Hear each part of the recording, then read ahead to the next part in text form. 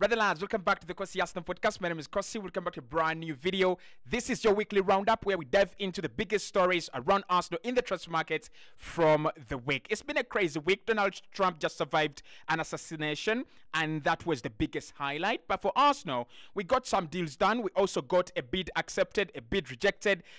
We had our priority midfielder set, and we have also had a war opened up by FC Barcelona. So what a week it has been. Mikel Arteta also gave us some excuses as to why we have not seen any signings. Ricardo Calafiori, what is an Arsenal week these days without a Ricardo Calafiori rumor mill rolling on and rolling on and rolling on and rolling on? So let's dive into it. Let's see what Arsenal managed to do this week. First and foremost, apart from Donald Trump, escaping an assassination, Arsenal got some deals done. Now, these two were outgoings. Albert Sam Lokonga, of course, as reported on this channel and also on all other social media channels. Albert Sam Lokonga joined Sevilla from Arsenal on a loan deal, which will see Arsenal, not cover any parts of the wages of Lokonga for next season. So Sevilla will cover all the wages of the player. However, there is a buy option in that contract. So it means that if he does well in Sevilla, if he does well in Spain, Arsenal will not have to welcome him back at the Emirates Stadium. He will stay in Spain, and Arsenal will get 12 million. Interestingly, in that deal, Arsenal will also get some, sell-on percentage, 25%, if the player does well at Sevilla and they end up selling him.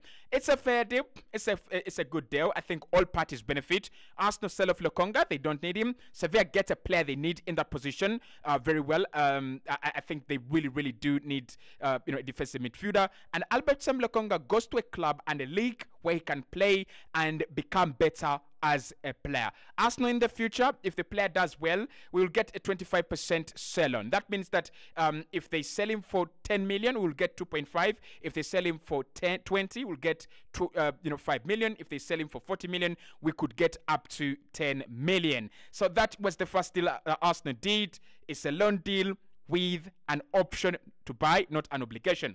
However, Arsenal even did a much better deal with Nuno Tavares, who this week has joined has joined Lazio on also a permanent deal. It's going to be a loan deal initially with an obligation to buy, and that obligation to buy will see Arsenal getting up to 9 million including add-on. So initially, Arsenal will be given 5 million in guaranteed payments, but that will be increasing to 9 million. And Arsenal also have a sell-on clause in that contract. It means that if he does well still at Lazio and Lazio end up selling him, Arsenal will get some percentage. Now, we don't know how much Arsenal will be getting in terms of the percentages if Nuno Tavares is sold, but at least that was a very good deal. Arsenal managed to get the same amount of money that they spent on the player, a player who has actually not done anywhere close to well at Arsenal and even on the loan deals that we've actually sent him to. So those deals are done, but also in terms of incomings, yeah, we got something done. We did something. We agreed a deal with Ajax to sign Tommy Setford, new goalkeeper coming in from Ajax. Is an English international. Obviously, we are going to consider that one as homegrown. There is a possibility that he will be part of the Arsenal academy if Arsenal don't sign 2 more other goalkeepers. But of course, if Arsenal bring in 2 goalkeepers, that would be Garcia and Dan Bentley, then he will be part of the academy.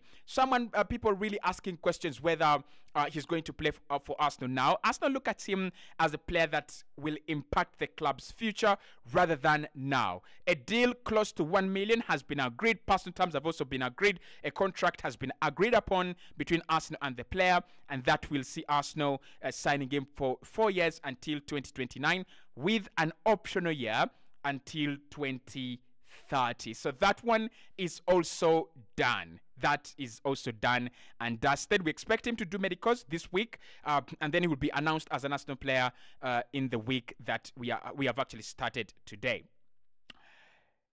Let's talk about Calafiori, because this week has been a crazy Calafiori week. At the beginning of the week, Fabrizio said that Arsenal were expected to strike an agreement between them and Bologna this week, early this week on Monday or Tuesday, and talks had actually progressed on very well since Monday and Sunday, to the extent that both clubs did agree on a price, which is around 50 million euros. However, the clubs had to decide and they had to negotiate how much was going to be paid in add-ons, and that's where the real problem was now.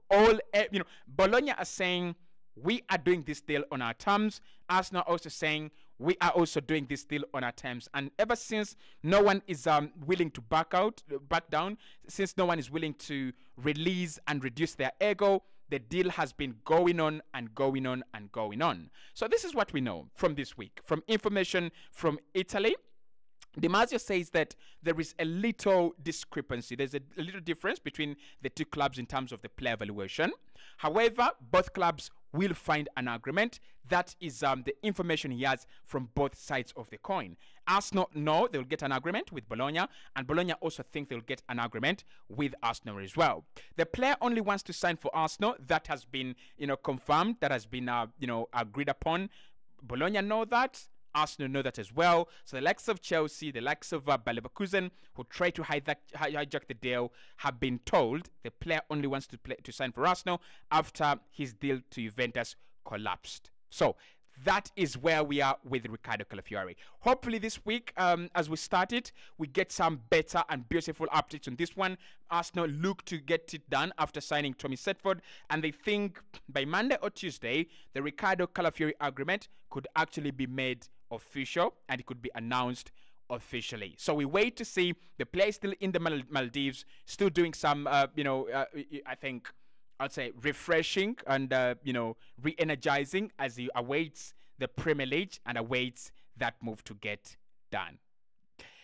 As Arsenal have been struggling with the Riccardo Calafiori deal, Barcelona have also been doing their own part of the work in terms of stressing our transfer plans. This week, it was revealed by Barcelona president Joan Laporta that, yes, we have been doing some good work in terms of trying to make sure that Arsenal target Nico Williams joins us in the coming week.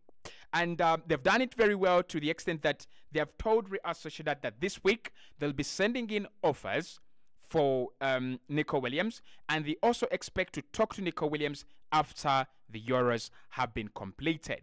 So that means that Arsenal are now under pressure. They either have to look at this deal as one that has sailed on and gone, or they have to match the offer that has been put together and put forward by FC Barcelona, which might not be very easy. So this week we expect, we expect the Nico Williams situation and future to be settled at the club, and we expect a lot of bids to flow in. Chelsea, Arsenal, Barcelona, whoever is still interested in Nico Williams, this is the week. But this week, of course, Barca came out and said, we are going to be doing whatever it takes to get the player's signature next week. This week, Mikel Arteta spoke about the transfer market as well. If you missed it, this is what the manager said.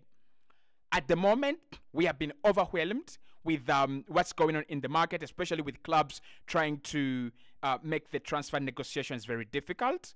However, Mikel Arteta confirmed 100% that Arsenal have their plan already detailed, and they have found a way of navigating the market, and they will get some deals done very, very soon. So according to The Athletic, Arsenal thought that this summer would be a summer where they would sign players for something like maybe in the region of 30 million, 40 million. But the Euros have slowed things down, and the new PSR changes have meant that clubs are now willing to actually raise the prices of their players rather than lower them down. So Mikel Arteta gave us some excuses for why Arsenal don't sign players. I did a whole video on that, and I kind of never agreed. I didn't agree with Mikel Arteta's perspective on that one. This week still, Mikel Moreno became Arsenal's top priority. Now, whether that is because he was always priority, or because Mikel Arteta looked at him and he said, okay, I've looked at him for Spain and now he becomes my priority, probably we will never know. But this week he became Arsenal's priority, and the likes of Amadou Onana, Arsenal pulled away. and Onana is now going to Aston Villa. However, the good thing on this deal is that Arsenal have been given some encouragement, as Real Sociedad are now willing to negotiate and sell, and also the player is willing to leave Real Sociedad this summer. So it's been a crazy week, and I did a little bit of a recap in a calm way, just to show you that we are beginning a new week. Don't stress yourself. We are actually going to have much better tales coming up.